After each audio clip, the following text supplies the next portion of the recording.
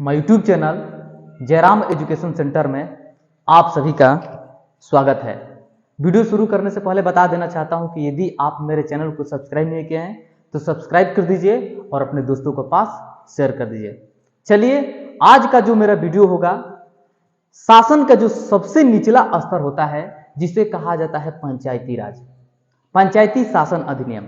सबसे पहले जानते हैं कि हमारे भारत देश में सबसे पहले पंचायती राज का गठन कब और कहां हुआ था और किस अधिनियम के तहत और किस संगठन के तहत किया गया था। तो बता देना चाहता हूं कि हमारे भारत देश में पंचायती राज का गठन सबसे पहले 2 अक्टूबर 1959 में राजस्थान के, याद रखिएगा, राजस्थान के नागौर, याद रखिएगा, हमारे भारत देश में सबसे पहले पंचायती राज का गठन 2 अक्टूबर 1959 को राजस्थान के नागौर जिला में किया गया था। बलवंत राय मेहता समिति के तहत, बलवंत राय मेहता समिति के तहत हमारे भारत देश में सबसे पहले 2 अक्टूबर 1959 को राजस्थान के नागौर जिला में पंचायती राज का गठन हुआ था।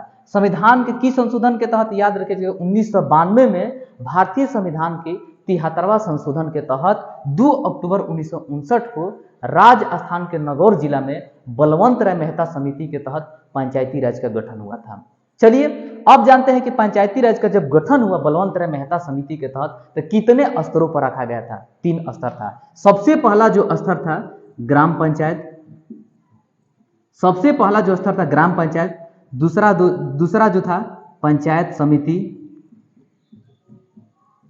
और तीसरा जो स्तर था जिला परिषद था, जिला परिषद। याद रखिएगा कि हमारे भारत देश के नागौर जिला में जब पंचायती राज का गठन हुआ तो 3 स्तर पर रखा गया था। सबसे पहला ग्राम पंचायत, दूसरा पंचायत समिति और तीसरा जो है जिला परिषद। इन 3 स्तर जो है, तो सबसे पहले जो पहला जो स्तर होता है, शासन का जो पहला स्तर होता है, हम ग्राम पंचायत के बारे में A to Z जानेंगे कि ग्राम पंचायत का गठन कितने आबादी में होनी चाहिए, कितनी वार्ड होते हैं और ग्राम पंचायत में कौन कौन से सदस्य होते हैं और ग्राम पंचायत के जो प्रमुख हैं उनके बारे में जानते हैं। तो सबसे पहले हम देखते हैं कि ग्राम पंचायत का गठन कब होता है।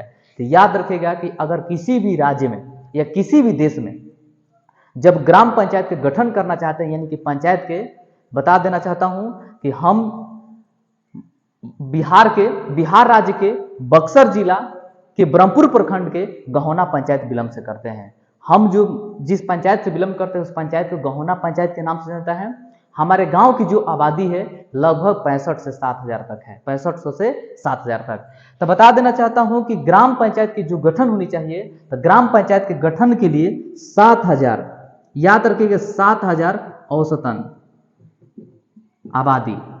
अगर हम ग्राम पंचायत की गठन करना चाहते हैं तो 7,000 की औसतन आबादी होनी चाहिए। और जब ग्राम पंचायत का गठन करते हैं तो उसमें 14 से 16 वार्ड होते हैं। याद रखिएगा, ग्राम पंचायत की अगर गठन करनी है तो 7,000 की आबादी होनी चाहिए और उनको 14 से 16 वार्ड में बांटा जाता है, विभक्त किया जाता है, और प्रत्येक वार्ड में लगभग 500 सदस्य होते हैं।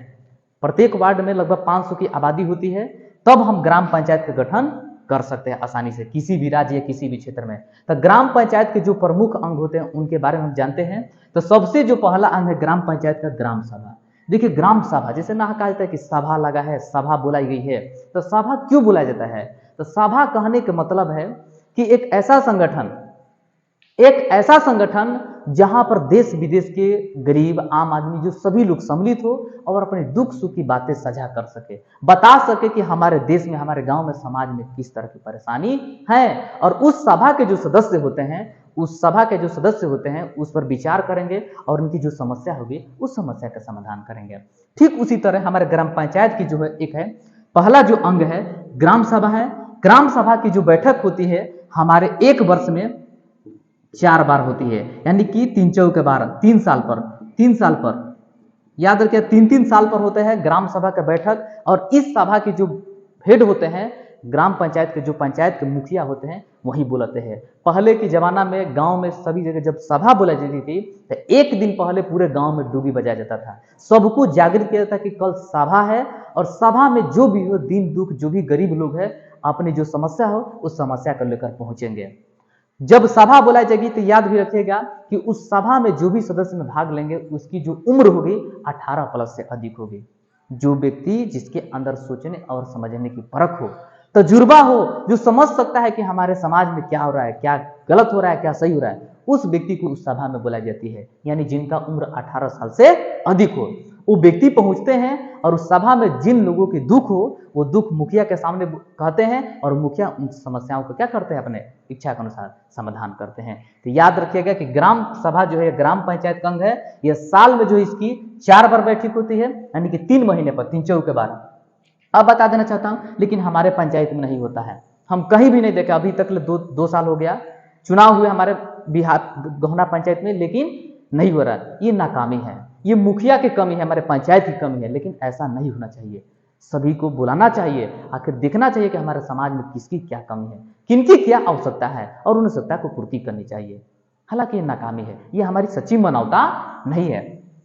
दूसरा बता देना चाहता हूं कि मुखिया, वही ग्राम पंचायत के जो हेड होते हैं ये मुखिया होते हैं। याद रखिए, ग्राम पंचायत के जो हेड होते हैं वो कौन होते हैं, मुखिया। अब बता देना चाहता हूं तीसरा जो है ग्राम रक्षा दल। देखिए ग्राम रक्षा दल क्या है, अभी कोरोना काल में या किसी भी सरकारी सार्वजनिक स्थल या संपत्ति हो तो देखते होंगे कि यानी कि पुलिस कर्मी का जो ड्रेस होता है उसी ड्रेस में 2-4 व्यक्ति रहकर उसे सुरक्षा प्रदान करते हैं। जैसे कि कोरोना काल में लोग एक दूसरे की सेवा करते थे, जिसे ग्राम रक्षा दल या ग्रामपति, जिसे यानी कि चौकीदार के भी नाम से जाना जाता है, उसे ग्राम रक्षा दल या दलपति कहते हैं। ये समाज की क्या होती है, मुख्य पंचायत की जो है इनकी सेवा करना, रात में जगा करना ताकि कोई चोरी ना करे, कोई डकैती ना करे, समाज की सेवा करना मुख्य काम किसका है, तो ग्राम रक्षा दल, जिसे चौकीदार के नाम से जानता है। और जो हमारा चौथा जो है ग्राम पंचायत का अंग, यह ग्राम कचहरी है, इसे छोटा न्यायालय के नाम से जाना जाता है। इसका जो प्रमुख होता है पंचायत का कौन होता है, सरपंच होता है। याद रखिएगा, ग्राम पंचायत के जो चौथा अंग है, इसका जो ग्राम कचहरी, इसके जो हेड होते हैं सरपंच होते हैं, जिसे छोटा न्यायालय के नाम से जाना जाता है। अगर पंचायत में किसी भी तरह के विवाद हो या सरकारी सेवा से हो, जैसे कि रोड बनाया जाता है या किसी भी तरह का कोई व्यक्ति लड़ाई झगड़ा करता है, मारपीट करता है, खून खराबा, तो उस समस्या का समाधान कौन कर सकता है, तो सरपंच कर सकता है। कौन कर सकते हैं, सरपंच, जो ग्राम कचहरी के हेड होता है। इसे छोटा न्यायालय के नाम से जाना जाता है।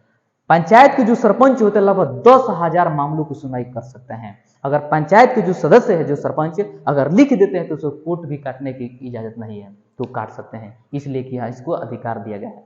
10,000 मामलों की सुनवाई कर सकता है। ऐसे थोड़े जो है कि पंचायत में इन्होंने जीता है। अगर शिक्षित व्यक्ति हो, समझदार व्यक्ति हो, तो समाज में किसी भी तरह के 10,000 मामलों की सुनवाई कर सकता है। अब पढ़ा लिखा ना हो, सरपंच से जीत गया हो, वो क्या करेगा समाज में। अब सबके मुख की बात करनी चाहिए, पक्षपात कभी नहीं करना चाहिए। अगर जो भी सरपंच हो हमारे पंचायत के, अगर किसी सभा में जाते हैं, किसी विवाद होता है, तो पक्षपात नहीं करना चाहिए, एक मुंह की बात नहीं करनी चाहिए, बल्कि सबके मुंह की बात में सबको सोचना और समझना चाहिए।